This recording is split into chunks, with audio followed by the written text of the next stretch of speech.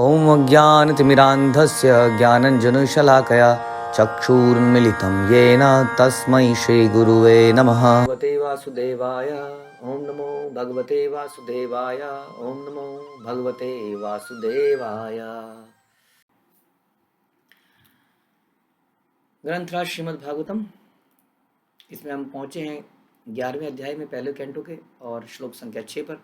तो हमने सुना किस प्रकार भगवान द्वारका वापस पहुँचे, और जब द्वारका वापस पहुँचे तो द्वारका वालों की जो हालत है आपने देखी पिछली बार, कैसे वो भागे भगवान से मिलने के लिए, कितने वो बेचैन थे भगवान से मिलने के लिए। भगवान के लिए कई तरह के उपहार लेके आए, उन उपहारों को लेके भगवान का स्वागत करने के लिए खड़े हैं। और इस प्रकार छठा श्लोक चालू होता है। नतास्म ते नाथ सदांग घृपंकजम विरश्वैरंज सुरेंद्र वंदितम परायणम क्षेमं मिहीच्छितां परम न यत्र कालः प्रभवेत परा प्रभु। नागरिकों ने कहा, हे भगवान, आप ब्रह्मा, चारों कुमार तथा स्वर्ग के राजा जैसे समस्त देवताओं द्वारा भी पूजित हैं। आप देवताओं के द्वारा भी पूजित हैं। बिल्कुल क्लियर करते हैं इस श्लोक के अंदर कि आप कोई देवता नहीं है, या देवताओं की पोजीशन आपके बराबर नहीं है। आप वास्तव में देवताओं द्वारा भी पूजित हैं। सदा पश्यन्ति सूर्या, सूर्य जो है देवता लोग सदा आपके ओम यद विष्णु परमम पदम, भगवान विष्णु के परम पदम को देवता लोग हमेशा अपने ध्यान में लगाते हैं, उनके चरणों को। तो आप देवताओं द्वारा भी पूजित हैं। आप उन लोगों के परम आश्रय हैं जो जीवन का सर्वोच्च लाभ उठाने के लिए इच्छुक हैं। सर्वोच्च जीवन का लाभ क्या है? सर्वोच्च लाभ बैंक बैलेंस नहीं है, सर्वोच्च लाभ है नाम का बैलेंस।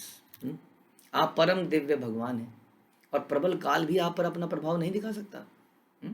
तो द्वारका के लोग जो हैं साधारण लोग नहीं है, जैसा हमने सुना था। ये बड़े ही स्पेशल लोग हैं जो भगवान की वास्तविकता को जानते हैं, उससे परिचित हैं। वही लोग भगवान की नगरी में रह सकते हैं वास्तव में। तो इस प्रकार से द्वारकावासी भगवान का स्वागत करते हैं गिफ्टों के द्वारा और बड़े अच्छे वर्ड्स के द्वारा। भवाय नरस्तम भव विश्व भावन त्वमेव मातात सुहृत्पति पिता त्वं सद्गुरुन् परम च दैवतम यस्यानुवृत्त्या कृतो कृतिनो भव बभूविम। हे ब्रह्मांड के सृष्टा, आप हमारे पिता हैं, आप हमारे शुभचिंतक हैं, प्रभु हैं, पिता आध्यात्मिक गुरु। आप हमारी माता हैं और फिर बोला पिता हैं, आध्यात्मिक गुरु तथा आराध्य देव हैं। हम आपके चरण चिन्हों पर चलते हुए सभी प्रकार से सफल हुए हैं। अतएव हमारी प्रार्थना है कि आप हमें अपनी कृपा का आशीर्वाद देते रहें। बड़ा इंपॉर्टेंट है, भगवान हमारे चैत्य गुरु हैं, आदि गुरु हैं।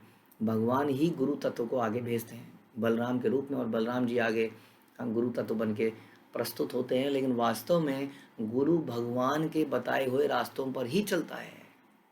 इसलिए यदि हम गुरु के बताए रास्तों पर चलते हैं तो भगवान के चरण चिन्हों पर हम चल रहे हैं। हाँ, कैसे पता चलेगा कि गुरु भगवान के रास्तों पर चल रहा है? क्योंकि वो भगवान के बताए हुए रास्ते यानी कि शास्त्रों के अनुसार ही प्रीच करेगा, हाँ, अपना दर्शन बताएगा। जो शास्त्रों के आधार पर नहीं बताए वो गुरु नहीं है। ध्यान रखिए, जो अपनी ही कुछ सिद्धांत बताता है, क्योंकि गुरु का काम है भगवान के चरण चिन्हों पर चलना सिखाना, और भगवान ने ये चरण चिन्ह शास्त्रों में छाप रखे हैं। तो हम आपके चरण चिन्हों पर चलते हुए सभी प्रकार से सफल हो गए। अतएव हमारी प्रार्थना है कि आप हमें अपनी कृपा का आशीर्वाद देते रहें। क्या आशीर्वाद देते रहें? यही आशीर्वाद देते रहें कि हम आपके चरण चिन्हों के अनुसार चलते रहें, यानी कि आपकी प्रसन्नता ही हमारे जीवन का मुख्य उद्देश्य हो। इसका आशीर्वाद दीजिए। This is the benediction. एक भगवान का भक्त जब मांगता है तो ये मांगता है, क्या मांगता है? कि मैं अपने गुरु के प्रति शरणागति रहूं, मैं आपकी सेवा में हमेशा लगा रहूं, मैं आपकी प्रसन्नता मेरा जीवन हो, न धनम न जन्म, मुझे और कुछ चीज़ की इच्छा ना हो, बस यही मुझे चाहिए। तो इस प्रकार की इच्छाएं यहाँ पर द्वारकावासी करते हैं। अहो सनाथ भवता स्म यद्वयम त्रिविष्टपानामपि दूरदर्शनम प्रेमस्ति तस्निग्ध निरीक्षणाननम पश्येम रूपम तव सार्वभौम गम। अहो, यह तो हमारा सौभाग्य है कि आज पुनः आपकी उपस्थिति से हम आपके संरक्षण में आ गए। बड़े दिनों से आप नहीं थे, ऐसा लगता था कि हम अनाथ हो गए हैं। ऑल्दो हम आपके चिंतन में रहे होंगे, लेकिन फिर भी अनाथ महसूस करते थे। लेकिन अब हम फिर आपके संरक्षण में आ गए हैं, क्योंकि आप स्वर्ग के निवासियों के यहाँ भी कभी कभी जाते हैं। आपके स्मित मुख को देख पाना हमारे लिए अब असंभव हो सका था है, जो स्निग्ध चितवन से पूर्ण है। अब हम आपके सर्व सौभाग्यशाली दिव्य रूप का दर्शन कर सकते हैं। बता रहे हैं कि भगवान आप तो स्वर्गवासियों के यहाँ भी नहीं जाते हैं, स्वर्ग में भी बहुत कभी कभी आपका दर्शन हो पाते हैं। और आप चले गए थे, कहाँ चले गए थे? आप हस्तिनापुर चले गए थे, तो आपके इस सुंदर मुख का हमें दर्शन नहीं हो पा रहा था। अब हम बड़े सौभाग्य से फिर से आपके रूप का दर्शन करेंगे। बड़ा सौभाग्य है भगवान का दर्शन कर पाना, भगवान का नाम ले पाना। ये जीवात्मा के लिए सबसे सौभाग्य की बात है वास्तव में। आप देखेंगे कोई भी अच्छा काम हो तो एक कल्चर ही ऐसा था, पहले भगवान को याद किया जाए, भगवान की तस्वीर लाई जाए, भगवान को पूजा जाए, है ना। अब वो रिचुअल बन चुका है। लेकिन सबसे बड़ा सौभाग्य जीवन में यही है कि हम यदि भगवान के नामों का जप कर पा रहे हैं तो दैट मीन्स हम सबसे सौभाग्यशाली हैं। यदि हम भगवान के दर्शन कर पा रहे हैं, अर्चा विग्रह की सेवा कर पा रहे हैं, यदि हम भक्तों के दर्शन कर पा रहे हैं, तब तो हम परम सौभाग्यशाली हैं। यदि हम भक्तों की सेवा कर पा रहे हैं, तब तो हम परम परम सौभाग्यशाली हैं। तो इस प्रकार से सौभाग्य भक्तों का यही होता है, और यही वास्तविक सौभाग्य है। बता रहे हैं कि जब ब्रह्मा जी और अन्य देवता भी आपसे मिल नहीं पाते हैं, जब वो भगवान विष्णु से, आप जानते हैं कि ब्रह्मा जी को जब डिस्कशन करना होता है, जब देवता आते हैं त्राईमान ब्रह्मा जी, हिरण्यकशिपु ने तंग कर रखा है, ब्रह्मा जी भस्मासुर ने तंग कर रखा है, ब्रह्मा जी इसने तंग कर रखा है, उसने तंग कर रखा है। तो ब्रह्मा जी कहते हैं चलो ठीक है जी, चलते हैं भगवान के पास चलते हैं। अब भगवान अवेलेबल नहीं है ब्रह्मा जी के पास भी, तो ब्रह्मा जी क्या करते हैं, क्षीर सागर पे पहुंचते हैं, जो इसी भौतिक संसार के अंदर एक जगह है। क्षीर सागर में भगवान की एक एक्सटेंशन रहते हैं, वहाँ पर पहुँचते हैं वो लोग क्षीरोदक्षाई विष्णु के पास। और वहाँ पर भी क्षीरोदक्षाई विष्णु के दर्शन नहीं कर पाते। बीच में क्षीर सागर है, उसके तट पर ही उन्हें रहना पड़ता है। उसके तट पर रहकर वो भगवान से प्रेयर करते हैं, oh Krishna where are you, there so many demons, ये हमें तंग कर रहे हैं, आप हमें बचाइए, दर्शन दीजिए भगवान। तभी वहाँ से आवाज़ आती है, शांत रहिए शांत रहिए, मैं जल्दी आने वाला हूँ, मैं यदुवंश में आने वाला हूँ, आप अपने अपने घर जाइए और समय पर दर्श वहाँ पे पैदा हो जाइए। बस खत्म बात। सब ने सुना और चले गए। वो यदुवंशी कह रहे हैं आप किसी के दर्शन नहीं होते हैं आपको, और हम आपके साक्षात रूप के दर्शन पर, आदि स्वरूप के दर्शन कर पा रहे हैं। तो कितने भाग्यवान हैं हम। यर्हि अम्बुजाक्ष अप्सरार भौ भवान कुरूर मधुन वात सुहृदृश्य दीक्षया तत्राप्त कोटि प्रतिमा क्षणो भवेत रविम विना क्षणोरिव नस्तवाच्युत। हे कमल नयन भगवान, आप जब भी अपने मित्रों और संबंधियों से भेंट करने मथुरा, वृंदावन, हस्तिनापुर इत्यादि चले जाते हैं, तो आपकी अनुपस्थिति में प्रत्येक क्षण हमें करोड़ों वर्षों के समान प्रतीत होता है। युगायितम निमेषेण चक्षुषा प्राविशायितम शून्यायितम जगत सर्वम गोविंद विरहेण में। चैतन्य महाप्रभु बोलते हैं शिष्टाष्टकम में कि एक एक सेकंड युगों जितना लगता है। सोचिए, ऐसा आपने कभी फील किया हो कि हमारा बहुत प्यारा व्यक्ति हमसे दूर चला जाता है, तो थोड़ी थोड़ी सी देर, एक एक दिन युग जैसा लगता है। यहाँ तो बताया जा रहा है युगायितम निमेषेण, बहुत छोटा सा समय, सेकंड के बराबर ऐसा लगता है कि एक युग के बराबर है। हाँ, तो वैसे ही यहाँ पर बता रहे हैं कि जब ये प्रेम के लक्षण है, वास्तव में प्रेम में ऐसा होता है। प्रेम नहीं होता, ऐसा नहीं होता है। जो अगाध प्रेम होता है, ये व्यक्ति, ये फीलिंग उसी के हृदय में आ सकती है। जिसके हृदय में ये फीलिंग कभी किसी के लिए नहीं आई, समझ लीजिए हमारा हृदय पत्थर का हो चुका है। जरा सोचिए, अपने चिंतन कीजिए, क्या कभी हमारे मन में ऐसी फीलिंग आई है? युगायितम निमेषेण, क्या ऐसी फीलिंग आई है जैसे द्वारकावासी बोल रहे हैं कि जब आप हस्तिनापुर चले जाते हैं, वृंदावन चले जाते हैं, तो आपकी अनुपस्थिति में बिताया हुआ एक एक क्षण हमें करोड़ों वर्षों के समान लगता है। क्या किसी के लिए भी ऐसी फीलिंग आई है? यदि नहीं आती है तो हमारा दिल पत्थर का हो गया है, और यदि आती है लेकिन भगवान के लिए नहीं आती है, भक्तों के लिए नहीं आती है, तो भी हमारा हृदय अभी समस्या में है। हे अच्युत, उस समय हमारी आंखें इस तरह व्यर्थ हो जाती हैं मानो सूर्य से बिछुड़ गई हों। प्रभुपाद बहुत अच्छा बात बताते हैं कि जब तक सूर्य का प्रकाश होता है तब तक हमारी आंखों की कुछ उपयोगिता होती है। हम बड़े गर्वित होते हैं, आई कैन सी, प्रभु मेरी आंखें 6/6 हैं, हाँ मेरे चश्मा भी नहीं लगा हुआ है, बहुत बढ़िया आंखें हैं। कैसी आंखें हैं आपकी? सूर्य की रोशनी नहीं होती है तो आपको दिखता ही नहीं है। हमारी आंखें are dependent on the light provided by Surya. तो सूर्य की लाइट होती है तो हमें दिखता है। सूर्य के पिछली तरफ क्या होता है?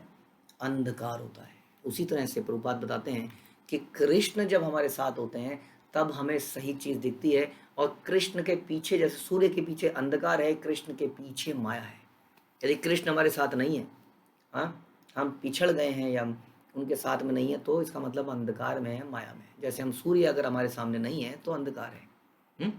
यदि हमारे जीवन में कृष्ण रहते हैं तो हमें सारी चीज़ें सही तरीके से दिखती हैं, नहीं तो अंधकार में आपको पता है ना, कुछ अंधों को हाथी को टच करने के लिए बताया गया। अंधे थे, है ना, उन्होंने हाथी के अलग अलग अंगों को टच किया, एक ने उसके पाँव को टच किया, कहते हैं हाथी का मतलब खंबा, खंबे जैसा होगा जरूर, लंबा सा कुछ होगा, खंबा सा। किसी ने कुछ पेट में ऐसे हाथ लगाया तो कोई एंड ही नहीं मिला, उसको लगा हाथी का मतलब बहुत बड़ी दीवार। किसी को गर्दन पे बिठा दिया, उसने हाथी के कान पकड़ लिए, उसको लगा हाथी मतलब ओह ये टच किया, अच्छा ये बहुत बड़ा सूप है, जैसे गेहूं छानने का सूप होता था, हाँ वो है। तो इस तरह से लोगों ने, इसलिए जब अंधकार में आंखों की जब रोशनी नहीं हो तब चीज़ों की अनुभूति गलत तरीके से होती है। वैसे ही जब हमारे जीवन में ज्ञान नहीं होता है, कृष्ण द्वारा दिया हुआ, गुरु द्वारा दिया हुआ, तो क्या होता है, हम चीज़ों को सही तरीके से नहीं देख पाते हैं। हम अपने परिवार के लोगों को सही सही नज़र से नहीं देख पाते हैं कि व्हाट इज़ दिस रिलेशनशिप, इस रिलेशनशिप का करना क्या है, इसको कैसे निभाना है, क्या इस रिलेशनशिप का आधार होना चाहिए, इस पैसे का क्या करना है, इस पैसे का कैसे उपयोगिता होनी चाहिए। हम उससे गलत मतलब निकालते हैं क्योंकि हमारे जीवन में कृष्ण नहीं है। तो इसलिए कृष्ण होते हैं कैसे, कृष्ण सूर्य सम, माया है अंधकार। जहाँ रहे कृष्ण वहाँ नहीं माया अधिकार। तो जहाँ कृष्ण है वहाँ माया नहीं है, जहाँ सूर्य है वहाँ अंधकार नहीं है। इसलिए हमारे जीवन में हमें कृष्ण को लाना पड़ेगा, तब हमें हर रिश्ता, हर वस्तु, उसका सही उपयोग समझ में आएगा। कथम वयम नाथ चिरोषिते त्वयि प्रसन्न दृष्टया अखिल ताप शोषणम जीवेम ते सुंदर हास शोभितम अपश्यमाना वदनम मनोहरम इति च उदीरिता वाचा प्रजानां भक्तवत्सलः शृण्वान् अनुग्रहं दृष्टया वितन्वना प्राविशत्पुरम्। हे स्वामी, यदि आप, ये सब चल रहा है, डिस्कशन चल रहा है, देखिए ये मिलन हो रहा है, दिस इज कॉल्ड मिलन। हमारा क्या होता है, hi how are you, I am fine thank you, how are you, oh I am good, okay चली जाइए, काम की बात, खत्म, है ना। ऐसे ही तो वेलकम करते हैं हम लोग, मैक्सिमम ऐसा वेलकम करते हैं, नहीं तो ओके हाय हेलो। हाँ, यहाँ देखिए जब हम मिलन होता है आपस में हमारे वैदिक कल्चर में, तो कितना एक दूसरे के बारे में चर्चा हो रही है, बातें हो रही हैं, गुणगान हो रहे हैं। हे स्वामी, यदि आप सारे समय बाहर रहते हैं तो हम आपके उन मनोहर मुखमंडल को नहीं देख पाते जिसकी मुस्कान हमारे सारे कष्टों को दूर कर देती है। भला हम आपके बिना कैसे रह सकते हैं। आपकी मुस्कान हमारे सारे कष्टों को दूर कर देती है, और कुछ नहीं चाहिए भगवान, एक बार मुस्कुरा दो, ओ कृष्णा। एक बार आप मुस्कुरा देंगे तो हमारे सारे कष्ट दूर हो जाएंगे। हम आपके बिना रह कैसे सकते हैं। उनकी वाणी सुनकर प्रजा तथा भक्तों पर अत्यंत दयालु भगवान ने द्वारकापुरी में प्रवेश किया और उन सबों पर अपनी दिव्य दृष्टि डालते हुए उनका अभिनंदन स्वीकार किया। इस प्रकार सारे जीव जो पूर्ण आत्मा के सूक्ष्मांश में है, वो भ्रामक शक्ति माया के कृत्रिम आवरण के कारण अलग है। प्रभुपाद बता रहे हैं कि जीव का भगवान के साथ एक पुराना संबंध है, और जैसे ही वो रिवाइव होता है एकदम से फीलिंग डेवलप होती है।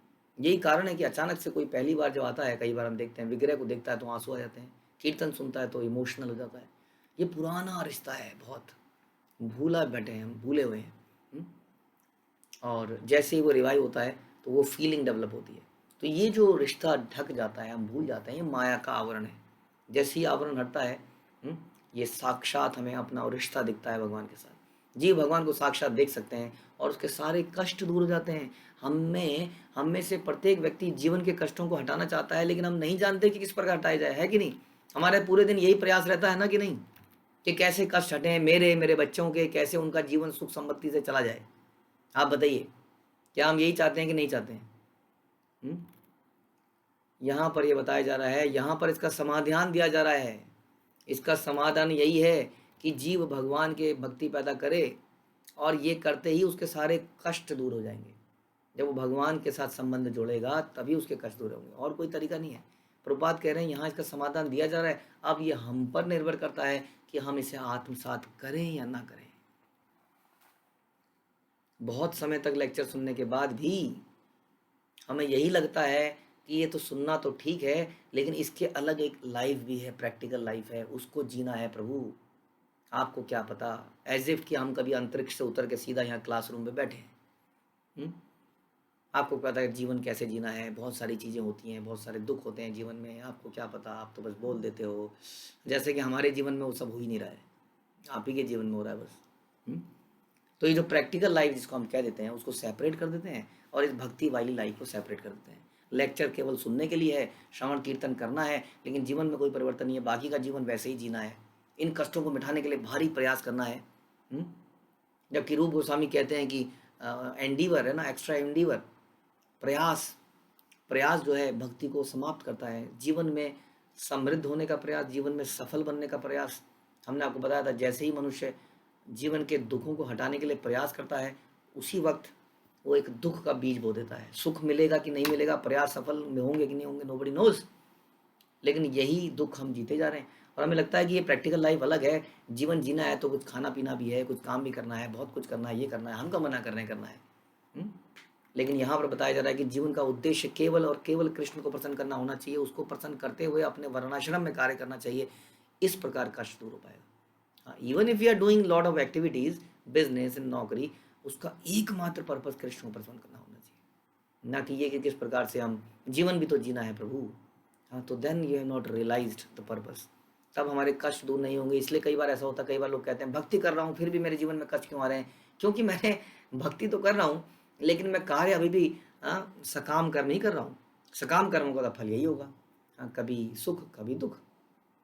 जब तक भक्ति नहीं करेंगे तब तक अकर्म नहीं करेंगे, जब भक्ति करेंगे तभी अकर्म होगा, और तभी कोई रिएक्शन नहीं मिलेगा, तभी जीवात्मा प्रसन्न हो पाएगा, सुखी हो पाएगा। लेकिन हम नहीं जानते।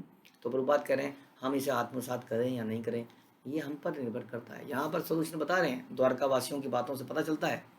मधु भोज दर्शाह अर्ह कुकुर अंधका वृष्णिभि आत्मतुल्य बलई गुप्तान नागे भोगवतीम इव। जिस प्रकार नागलोक की राजधानी भोगवती नागों के द्वारा रक्षित है, उसी तरह द्वारका की रक्षा कृष्ण के समान बलवान वृष्णि के वंशजों यानी कि भोज, मधु, दर्शा, अर्ह, कुकुर, अंधक इत्यादि द्वारा की जाती है। तो नागलोक की राजधानी उनके द्वारा सुरक्षित है, ये वाली इसके द्वारा सुरक्षित है। और बता रहे हैं कि सर्व ऋतु सर्व विभव पुण्य विष्ट लता आश्रमे उद्यान उपवन आरामे वृता पद्म आकार श्रियम। द्वारका के बारे में बताया जा रहा है बड़ा डिटेल के अंदर, कि द्वारका जो है कैसी जगह है, समस्त ऋतुओं से ऐश्वर्यपूर्ण है, सारी ऋतुएं इसमें आती है। उसमें सर्वत्र आश्रम है, उद्यान है, पुष्पोद्यान है, पार्क हैं, कमलों से परिपूर्ण जलाशय हैं। प्रभुपाद बड़ा डिटेल में लिख रहे हैं कि आजकल के जो सिटीज़ हैं उसके अंदर बहुत सारी फैक्ट्रीज़ हैं, हाँ बहुत सारी ऐसी चीज़ें हैं, लेकिन फिर भी देखते हैं जो व्यक्ति बहुत रईस हो जाता है वो अपने घर में यही चीज़ें करता है। क्या करता है, गार्डन उगाता है, सरोवर बनाता है, फूल उगाता है।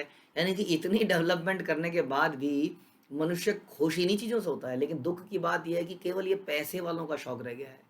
अब केवल पैसे वाला गार्डन बना सकता है, सरोवर बना सकता है।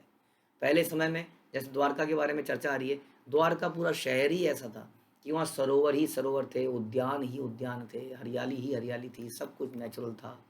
हाँ, तो जीवन जीने के लिए, प्रसन्न रहने के लिए प्रभुपाद कह रहे हैं फैक्ट्रियों की आवश्यकता नहीं होती है।